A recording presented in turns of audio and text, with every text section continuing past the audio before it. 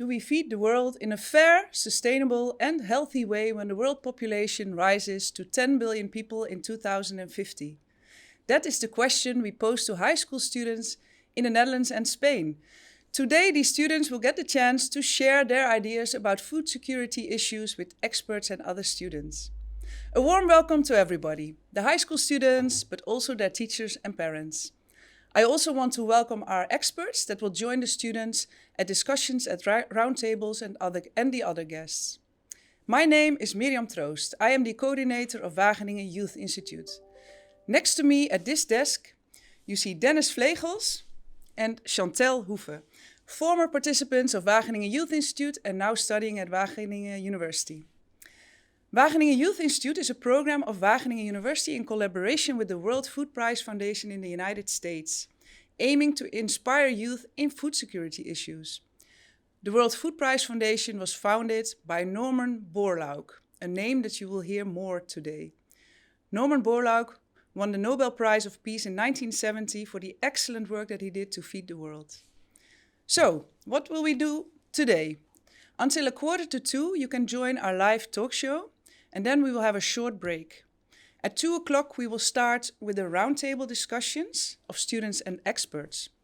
After the roundtables, we will be back at this plenary room for a wrap-up by our president of the Executive Board of Wageningen University and Research, Louise Fresco. Over to Dennis. Thanks, Mirjam. Hello to everyone joining into this live stream. My name is Dennis, and just like Mirjam said, I'm a former participant in the Wageningen Youth Institute, and now, just like previous year, the co-host for today, now with a bit of more hair. I was a participant in 2018, and I won myself some tickets to the United States to participate in the Global Youth Institute.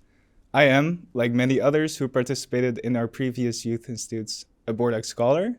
So what does that mean to be a Borlaug Scholar? Well, I became part of a community with like-minded peers across the world, and this opened up quite some unique opportunities for me. So in my case, I get to help Mirjam out with this youth institute, and to my surprise, I got selected as a youth representative on the Council of Advisors of the World Food Prize Foundation, quite a mouthful. And during this, with my position on the Council of Advisors, I aim to improve the youth programs of the World Food Prize Foundation, just like this one. So after today, you all will be Borlaug Scholars and will be part of this community. Over to Chantal. Well, hello everybody. Great that you all are here today. I'm Chantal, one of the co-hosts and also a Borlaug Scholar. In 2020, I participated in the Wageningen Youth Institute with my essay about soil salinization in Bangladesh.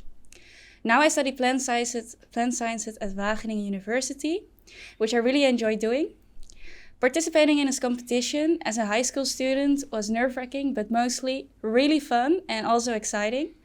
And as of now, I am still involved in the Wageningen Youth Institute, and it has given me the opportunity to engage with interesting people that are currently working on solutions to increase food security in the world. And I think that is really inspirational. So now a few of the Borlaug Scholars of Wageningen, including myself, will show you the Wageningen University campus in a short video, and it will tell you something about how it is to be a Borlaug Scholar.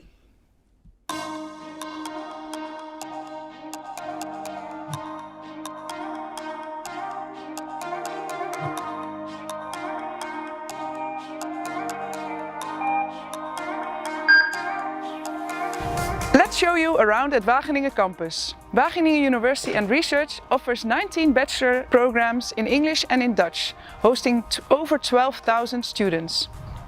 Wageningen Youth Institute is hosted by Wageningen University and Research in collaboration with the World Food Prize Foundation in the United States. There are numerous other youth institutes all over the world, all aiming at inspiring high school students in food security topics. We are here at the Plus Ultra 2 building. At the ground floor, you will find the startup community. At Wageningen University, we encourage students to innovate. This building offers space for students and entrepreneurs to meet, exchange ideas and connect. Hi, my name is Dennis and I study plant sciences here at Wageningen University. I participated in the Wageningen Youth Institute in 2018 and won myself a ticket to the United States to participate in the Global Youth Institute. Besides learning about food systems, being a Borlaug scholar has shown me that you can achieve so much when being surrounded by like-minded peers. And I like how Wageningen University allows me to put this knowledge into action. Let me show you the greenhouses. The greenhouses are an important part of the plant science group. I myself have stored a few plants during courses I followed, but the greenhouses are mostly used for research. An important research topic here is the development of disease-resistant banana varieties. Hi everyone, my name is Jasmine Dijkstruis and I'm a plant science student at Wageningen University. In 2019, I first joined the Wageningen Youth Institute, and being a Borlaug scholar has taught me a lot of things, such as how to connect with agricultural scientists and entrepreneurs. What I really like about WUR is that this university offers you a lot of opportunity to develop yourself beyond your own studies. And not to forget, the forest is just around the corner. So if you enjoy the nature as much as I do, this is the place to be. This is the carillon. This artwork has 18 bells and rings out during special ceremonies such as graduation events. The carillon was a gift on the occasion of the university's 100th anniversary in 2018. This also marked the first year of the Wageningen Youth Institute. My name is Marloes and I study health and society here at the WUR. I participated in the Wageningen Youth Institute in 2018 and it was an amazing experience. It was so inspiring to share ideas about how to feed the world with other students who all have different solutions for this important problem. The building behind me is Forum. Forum is the first educational building of the new campus of Wageningen University and Research. Did you know that former Queen Beatrix opened this new campus? Forum houses the student library of the university, so whenever exams are coming up, you can find me there. The second educational building of the campus is Orion, which is located over there. Orion contains the largest lecture hall of the university, with about 700 seats. Hello, I'm Chantel and I'm studying plant sciences here at Wageningen University. Being a Borlaug scholar has made me connect with students all around the world to discuss global challenges and to find solutions to these problems. There's a lot of things I like about Wageningen, but I really like our green campus. Just walking around here makes me happy. The Bongert is a sports center of the university. Here you can practice all different kinds of sports, from tennis to pole dancing and from frisbee to lacrosse. So if I'm taking a break from solving the world's food problem, you can find me here.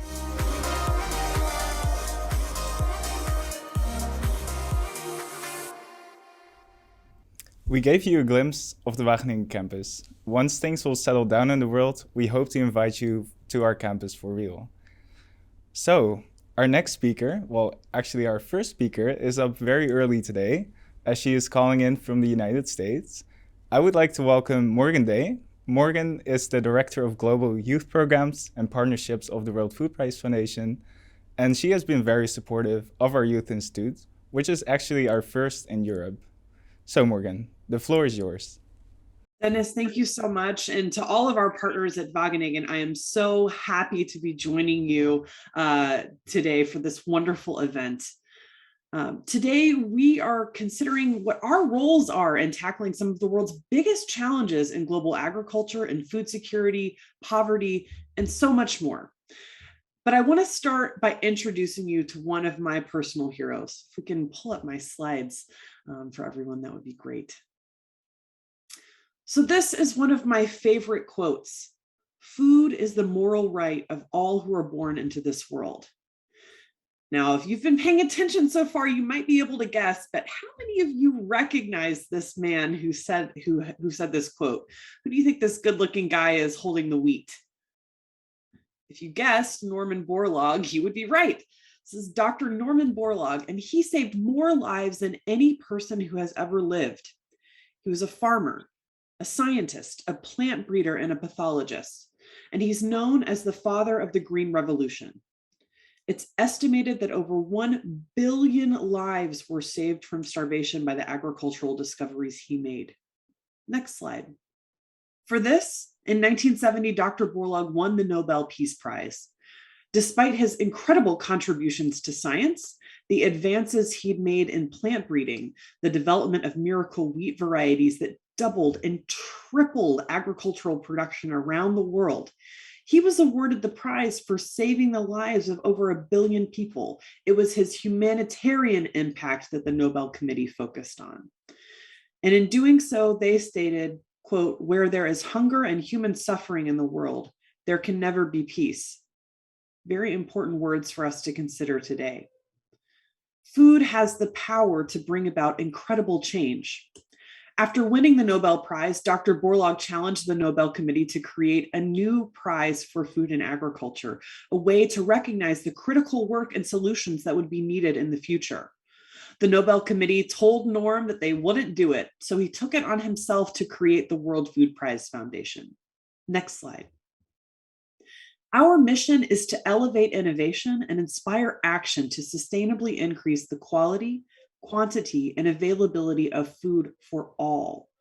The World Food Prize gives $250,000 every year to an individual or a group of people who have made a breakthrough achievement in advancing food security around the world. We've honored over 50 outstanding individuals with this prize who represent diverse backgrounds, areas of research, and perspectives in the solutions they pursue to feed the world. Along with the awarding of the prize, our organization brings together leaders from around the world in discussion. The foremost doers and thinkers come together to solve the complex problems facing our food system. And that's why we're here today. You are those doers and thinkers. You are the young innovators and entrepreneurs, the scientists, the problem solvers who will lead us into the future and help us reimagine and redesign our food systems. The conversations we're having here today at Wageningen are part of something much bigger, something very special. There will be over 30 other youth institutes happening around the world this year, building up to the Global Youth Institute this coming October at the World Food Prize events. And then the United Nations Climate Change Conference, COP27, which is taking place in November. Your research, your recommendations, and your ideas will help shape the global agenda, addressing climate change, transforming food systems, advancing food security. But what do we mean by food security? Next slide. Food security exists when all people at all times have physical, social, and economic access to sufficient, safe, and nutritious food to meet dietary needs for a productive and healthy lifestyle. Now, that's a really big definition, and there are a lot of different important ideas here. So let's break that down a little bit further. Next slide, please. There are 4 main components of food security for us to consider. Pay attention here and take some notes because this could be helpful as you discuss with each other throughout the day. So first, food must be available. It has to exist. It must be present in the field at harvest, on the shelf at the grocery store, or available in a local market. Food must, second, be accessible. So within this concept of accessibility, we think of a few different core ideas. 1, food must be physically accessible. We must have infrastructure necessary to get food, good roads. We must be able to walk, bike, drive, or take public transportation to get to our food. There's also a component of economic accessibility. We have to have enough money to buy food or have items to trade to get food. And cultural accessibility.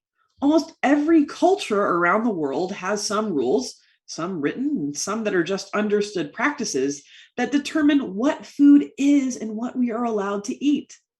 How many of us have ever eaten an insect?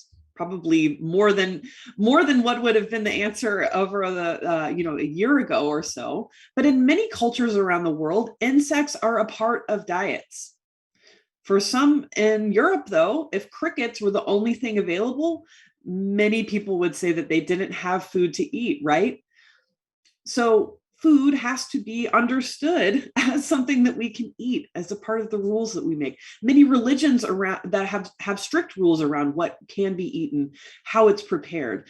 In some parts of the world, even there are cultural understandings around food being used as a weapon, potentially, keeping food away from certain groups for political or power wielding purposes. So access is a very big topic that I know many of you have written about and touched on in your research. Third, food has to be safe, nutritious, and meet individual needs. Now, the academic term for this is utilization, which quite literally means how our bodies utilize the food we eat. So first and foremost, it has to be safe. Food shouldn't make us sick or kill us when we eat it, right? Food has to be nutritious with all the macro and micronutrients needed for our bodies to grow and be healthy. And it must meet the individual needs of each person's body. Different people need different foods. So a pregnant mother, someone who's very young or old, or who has a diet-related disease like diabetes, all of those people are going to have very different needs to be able to lead a healthy life. And lastly, all three of those things, availability, access, and safe, nutritious food, must be stable and present at all times. So for instance, someone may have enough at the beginning of the month when they get their paycheck, but they might not be able to afford food at the end of the month. Or a family might have plenty to eat after harvest, but they might run out of food before the next year's harvest and may have weeks or months without enough to eat. Improving food security and transforming our food system to be healthy, sustainable, and resilient is the most powerful action we can take to improve the world. But right now, so many things challenge the long and short-term stability of food security. Next slide, please. One of those things we know is a huge challenge is the threat of climate change, which we already know is having significant impacts on accessibility and stability. I'm sure that all of us understand what climate change is at this point, but to have a shared definition, climate change is a change of climate attributed directly or indirectly to human activity that alters the composition of the global atmosphere. So really, when we're talking about climate change, we're not talking about those naturally observed variations that happen as a result of the Earth's axis tilting or as a result of volcanic activity around the world. We are talking about our role as humans, the activities that we engage in that have a direct impact on the atmosphere. Next slide, please. So how are food security and climate change related to each other? What we eat, how we produce and transport and store our food affects our environment and our climate. And in turn, our climate affects what we can grow, what we eat, how we live. Some of these connections you can start to see in the image that you see on your screen. We see that greenhouse gas. So first, let's consider what impacts does climate change have on food security? The greenhouse gases that we create trap energy, which warms the atmosphere. It leads to all different kinds of environmental impacts, like warmer oceans, more evaporation, rising sea levels, changing seasonal patterns, more erratic weather, changing conditions for plants and animals, and our human population, shifting ranges and migration, and plant diseases and insects appearing in regions of the world that never existed before. So we know that climate change is not only going to have an impact on the environment, and on the biodiversity of the earth, which we should care about for sure. It's also going to have an impact on how we grow food, where we grow food, and it's likely going to have some significant impacts on the availability and accessibility of food for people around the world. We're already seeing that this is shifting. And in addition, we know right now that food security and agriculture, the way we grow our food, has significant contribution to climate change. We use fossil fuels to power things like tractors or to power the trucks and airplanes that transport food around the world. Those are greenhouse gases that create and contribute to climate change. There are many other practices that we could talk about in terms of our role as consumers and our role in contributing to climate change and the ways that we eat. Needless to say, they're very related to each other, and our food systems and the way that we grow and intake our food have to begin to change in being more climate positive. Next slide, please. So we see that our food systems are very complex, and they encompass and are influenced by so many dynamic factors. Our planet's atmospheric and environmental systems, our local ecosystems and ecology, the social, cultural, economic, and political systems of our society, behavioral and biological systems of our species, and so many other factors that you can see here represented. These last couple of years, more than ever, with COVID-19 pandemic, and now with the Russian invasion and attack on Ukraine, among the many other conflicts that are continuing to happen around the world, we have seen and felt how interconnected all of these systems are and how very fragile they are as well. Understanding this complexity and connections is crucial to solving the problems we face and to creating a healthier, more resilient system for the future. Next slide. So it's easy to look at the state of the world and to feel overwhelmed, sometimes to even feel powerless. What can I do to change the trajectory of so many tragedies already in motion? But I have hope. I have hope. I'll return to where we started with Dr. Borlaug in the field. In the year 2050, the world's population peaks at around 10 billion people. You, at that time, will be at the peak of your professional careers. Whatever field you choose in life, you will be the ones making the decisions that make a difference when it matters most. You'll be the CEOs and the scientists, the farmers, the philanthropists, the innovators and inventors who will feed the world, protect the planet, grow our global economy, strengthen our communities, and empower others to achieve their potential. But you don't have to wait until then, until you're older, until you go to university, or until someone gives you permission. You are leaders today, now, whose actions and ideas will shape our world. Your ideas are shaping the global agenda.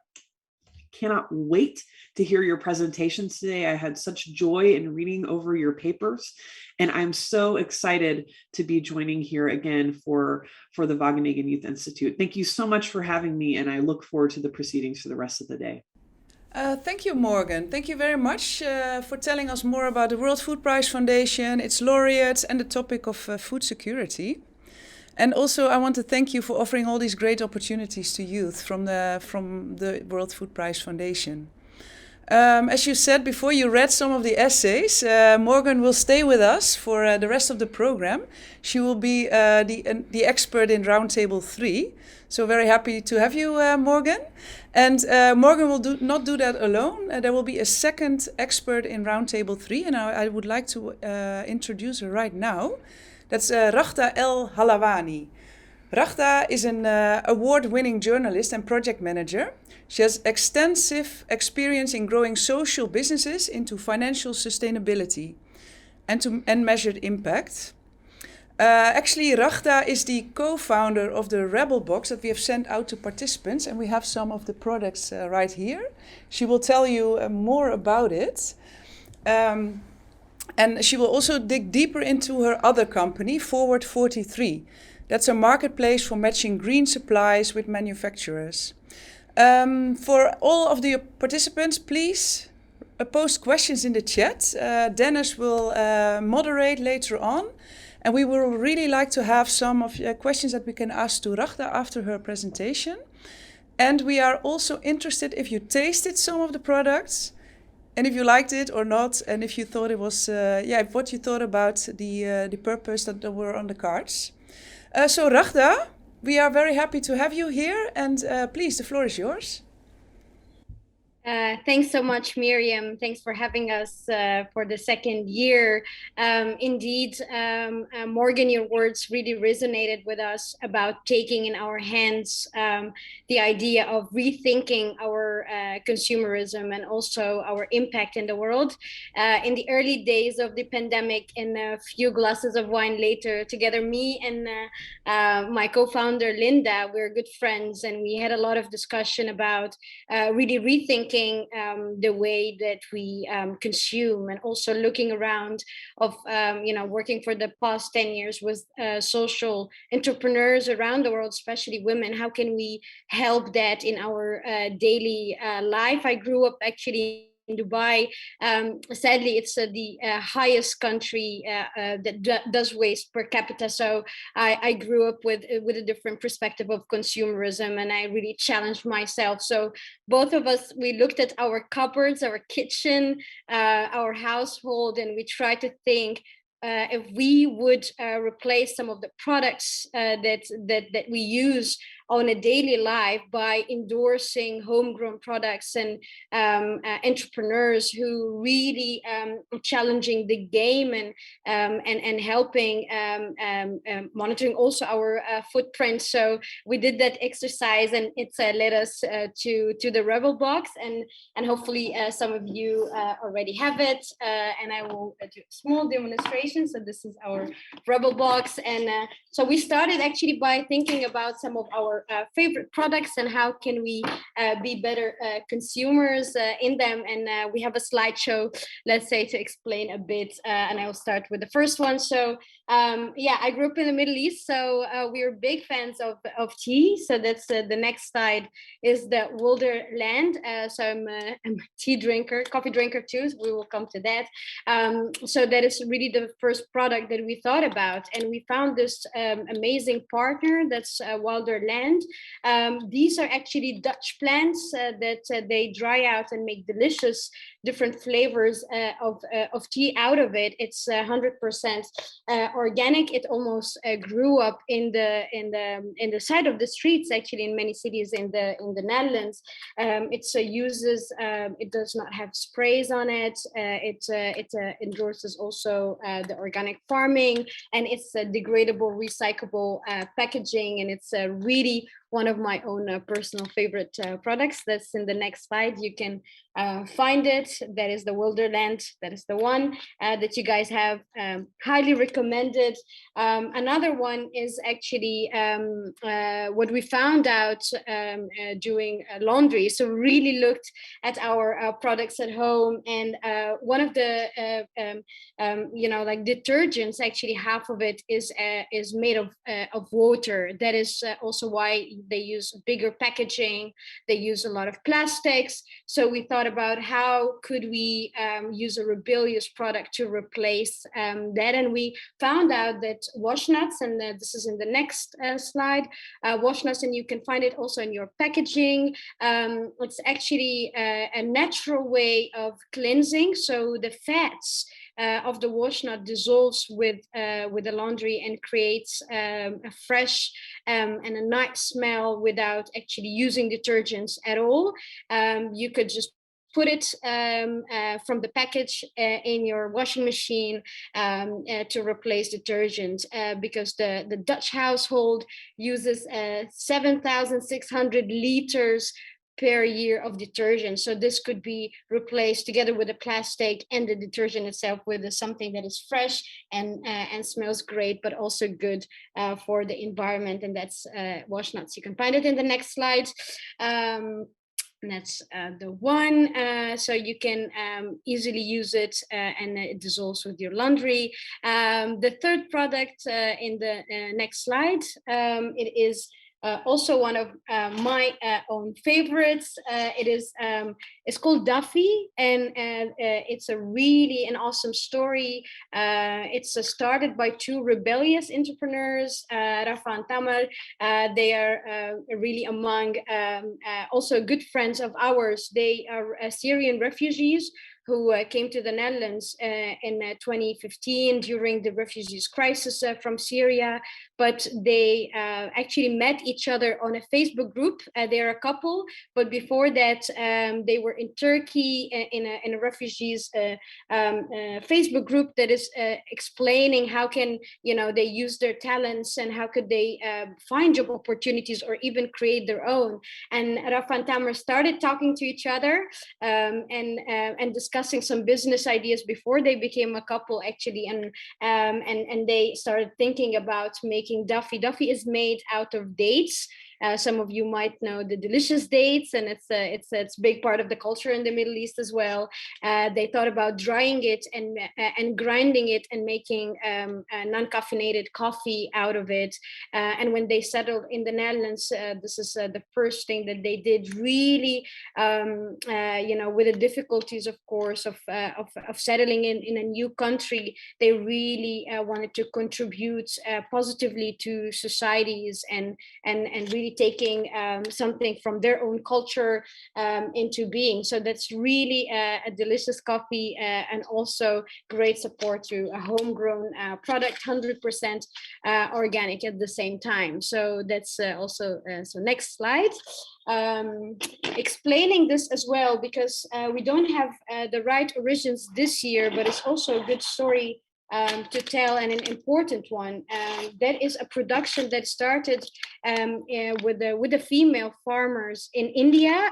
A lot of us don't know that there is also cacao farmers in India as well. So that's, it comes to us, Ghana, and the typical suspects in Africa, but India is one of the potentially fastest growing cacao farmers. But it's the flip side of also challenges that faces entrepreneurs, is that they had to stop production because it was very difficult to continue sustainably supporting the farmers. So there is a lot of positive stories, but we were pumped this year that they couldn't pump up the production, but we were really in talks with them. How can we help the right origins, because it's fairly supports female farmers in India. So but we discussed that with our Duffy friends, and they came up with a great alternative for now, as we continue trying to support the right origin, which is Mira. That is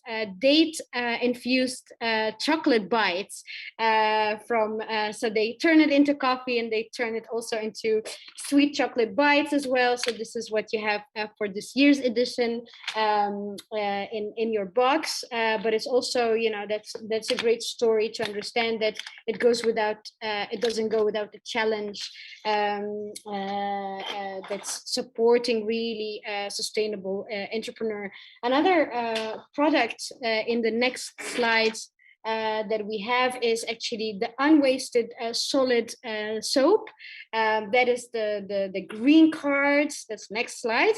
That is a high quality. That's again Duffy. I think that's the one afterwards, maybe.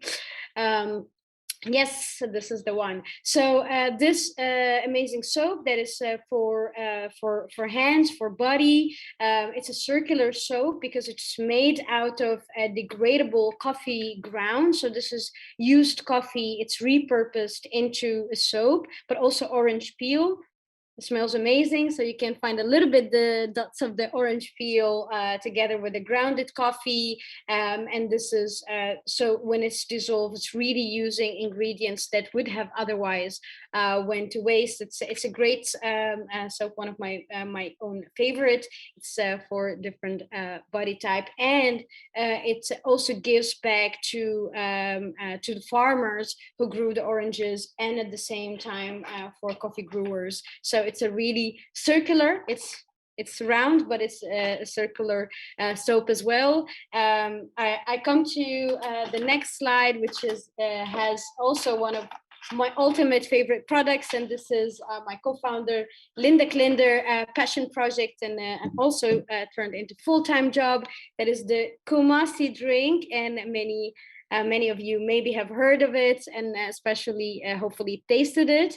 It's this delicious, and it's the two versions. So it's a juice and a soda as well, made out of the cacao pulp. So for some of you who don't know, so we know the cacao that makes for us this delicious chocolate, but it's actually a full fruit that we only use 30% of it, and the rest goes to waste. But what the Kumasi team did is that they transformed the pulp, so the main part of the fruit itself, into delicious juice.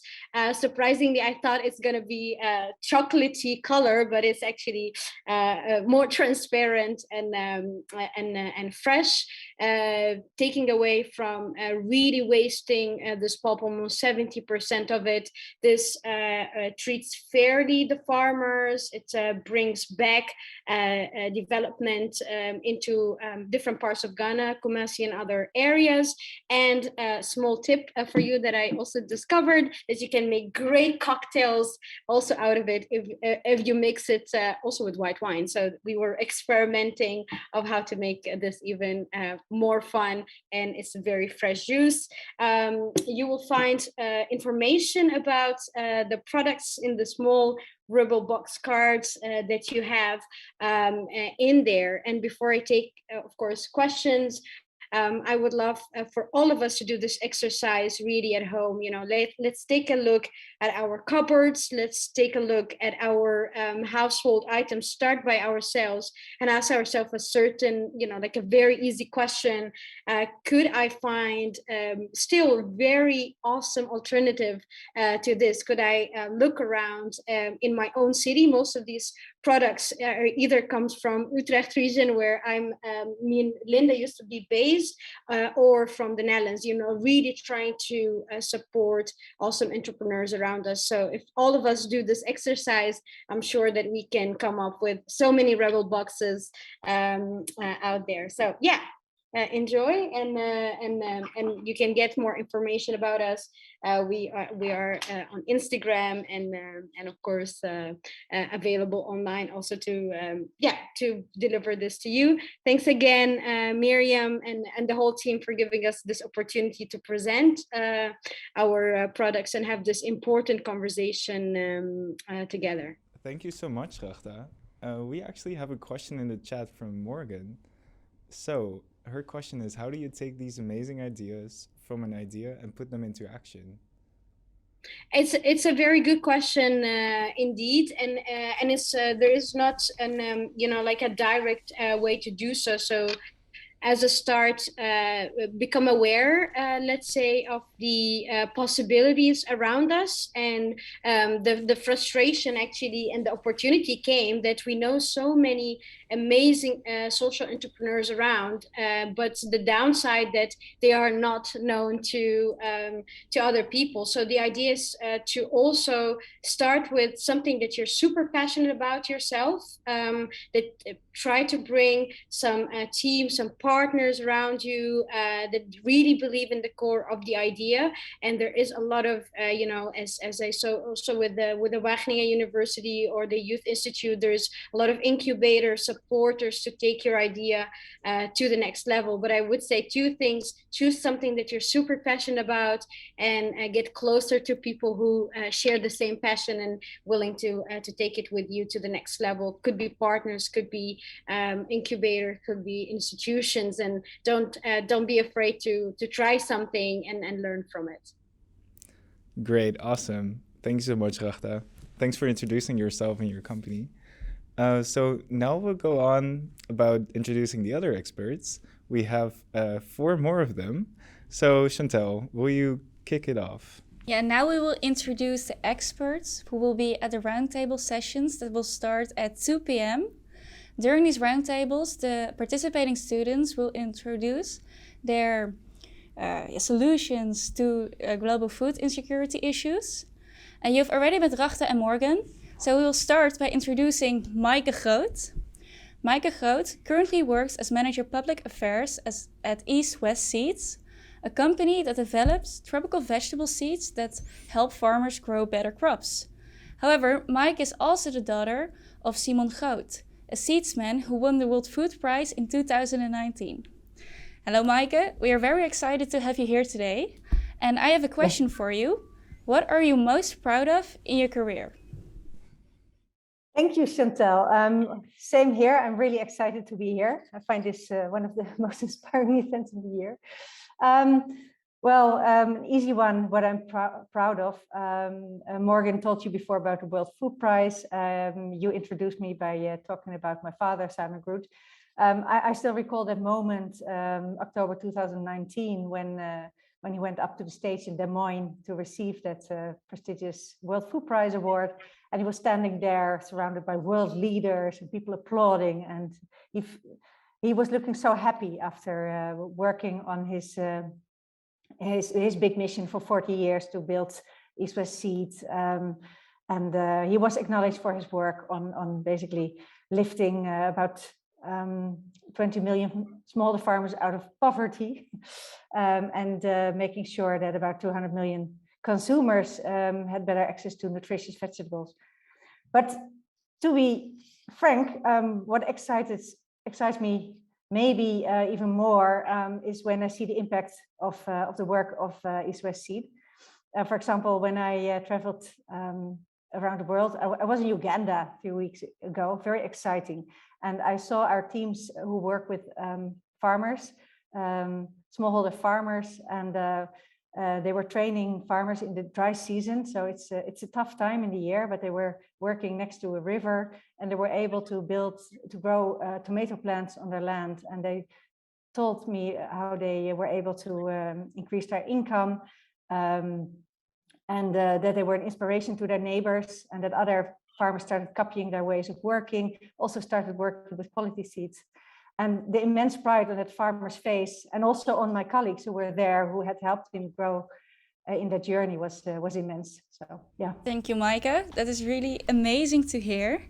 And our second guest is Arnold Brecht, an expert in the fields of land use planning, geographical information systems, and soil science. He is currently the Dean of Education at Wageningen University and the chairman of the Dutch Center of Geodesy and Geoinformatica. Hello, Arnold. Good to have you here today. Hello. I have a question for you. You are an expert on the topic of geographical information systems. Could you tell us more about what this is, because it's also known as GIS, and how it can be a tool to help the world food problem, to really make sure that problems go away? Yeah, thank you very much for the question. In fact, a geographical information system, to explain it very simply, I always call it geography with computers. So basically, it's using computers for doing spatial analysis in terms of space. The link with food and food production I think is very clear, because food is always locally somewhere produced. And of course, the local situations are different, both in environmental context, but also in the social context. I think it has also been presented by the introductory lecture this session. And geographical data can use in order to design optimal locations for food production. So it's not directly, let's say, producing food itself, but it can help to come to optimal decisions where and how to produce food. And it's used also already tremendously all over the world to, for instance, in the European Union, to forecast food production or to analyze food dynamics within Europe. Thank you very much for your explanation. And now over to Dennis. Yes, so our third expert is Melitan. She is a professional with more than 30 years of experience in plant biotech and plant breeding research. And currently, she is the owner and director and managing director of Creanova Consultancy in plant research and product development. Hello, Meli. It's great to have you here as a debut. We are wondering, because of your years of experience, what kind of hurdles do you face when you go from researching and developing a product to actually producing it? Well, thank you. Thank you for your introduction and the invitation to participate. When I think about hurdles in the product development, I think if we look back at the use of plant biotechnology in improving the food crops, I've seen one big hurdle, and that was actually in the 90s when we used biotechnology in certain food crops.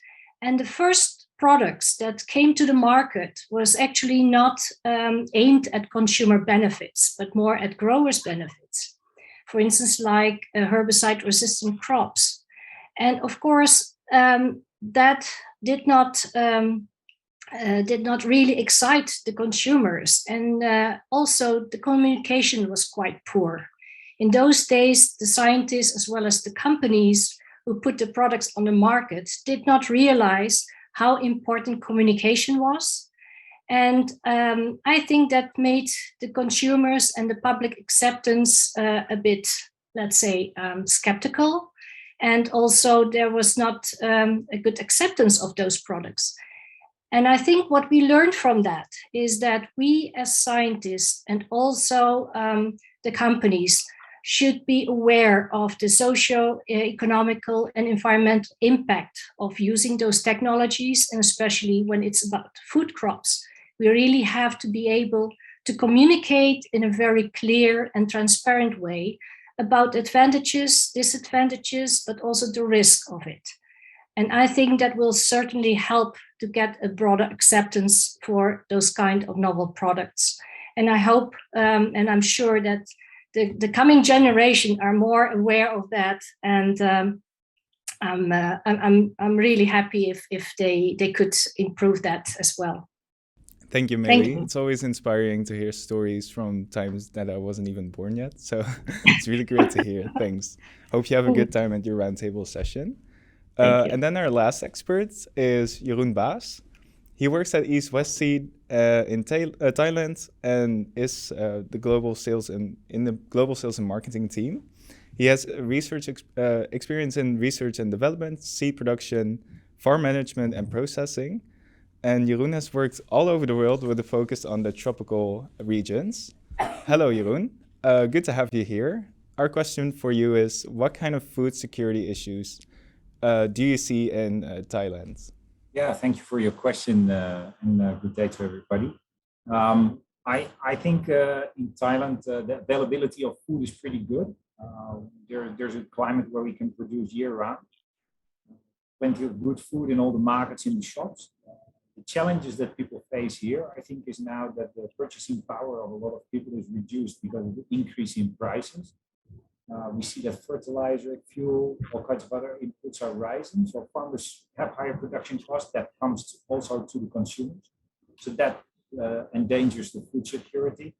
And then we have other issues like diet choices, like I saw also in several of the papers of the people. I think in every culture we have these problems. And there you have influence on the younger generation who depend on the choices of their parents, and people in general, their health is threatened by that. And then you have the food safety issues where still in many of these countries, also Thailand, people are not aware of all the dangers of the chemicals. Some people are, but farmers are not really in the position to make the right choices and produce safely. Great. Thanks for your explanation about the current global affairs, and hope you also have a good time at your roundtable session. So now we'll go over to Miriam. Yeah, well, thank you very much, experts. Thank you very much, Chantal and Dennis, for this excellent moderation. We are actually approaching the end of the talk show. And in a minute, we will redirect all of you to your specific roundtable. So you don't have to do anything special for that. Just keep be linked in the Zoom link. And we want you to take a quick break. Just take something to drink and don't worry about the roundtables. It will all be fine. You just met all the experts, and they will also do their best to make it a very fun experience and something that you can learn a lot from. And of course, I expect also the experts also want to learn from you. So don't be shy to bring out your ideas. I want to ask you to all return to your screen at 5 minutes to 2. Then we will have the roundtables from 2 till 3:30. And at 3:30, we will see you back here in the studio where we will do a wrap-up with Luis Fresco, the president of our executive board of Wageningen University and Research. So see you in a bit. Thank you.